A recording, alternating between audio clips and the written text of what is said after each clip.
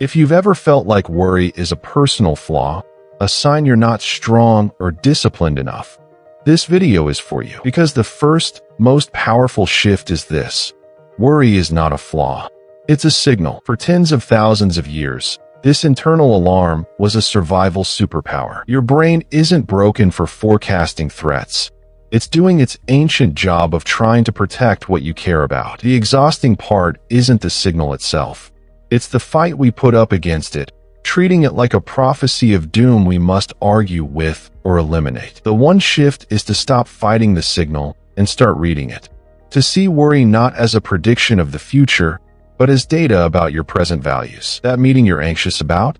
The signal isn't saying you will fail. It's highlighting, this connection matters to me. That creative project you're procrastinating on? The worry isn't forecasting humiliation. It's signaling, my contribution here feels important. This reframe changes everything instantly. You're no longer hostage to a scary story. You're a detective reviewing clues about what you're trying to guard. And once you see the signal for what it is, you can ask the pivotal question that hands off to the next step. That pivotal question, what am I trying to protect, doesn't just change your perspective. It changes your brain. When you label a worry as a signal, you're performing a cognitive appraisal. You're telling your amygdala, the brain's threat detector, I see this data. I'm assessing it. That simple act of naming creates separation between you and the feeling. It moves the worry from a terrifying prophecy happening to you to a piece of information you can hold and examine. This is the first part of the mental move, the pause and name. You stop the narrative loop just long enough to say, this is worry about my presentation, or this is anxiety about the deadline. The second part is the redirect. You ask, what is the smallest protective action this signal is pointing to? Your brain's protective instinct is powerful. It wants to solve the puzzle you've just handed it. Instead of looping on I'm going to fail, it starts searching for the one step that would make the situation feel safer. That could be reviewing the first 2 slides, sending a clarifying email, or setting a 25-minute timer to start.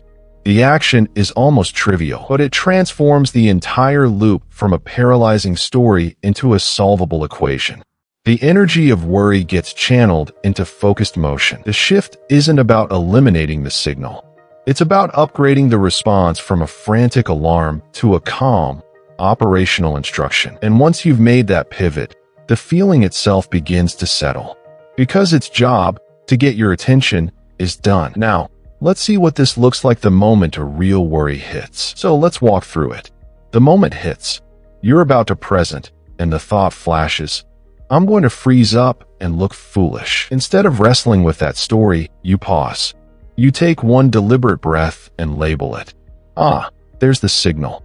It's trying to protect my reputation. Then you ask the redirect question, what's the smallest protective action this points to? The answer isn't be perfectly confident. It's plant your feet and start with the first sentence you know by heart. You do that. The worry doesn't vanish, but its energy is now channeled. It's no longer a looping alarm.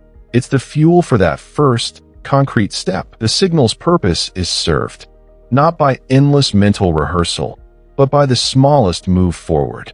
This is the durable skill. Each time you practice this pivot, you build a neural pathway for calm action. You're not fighting your biology, you're cooperating with it. And that is how you instantly reduce worry.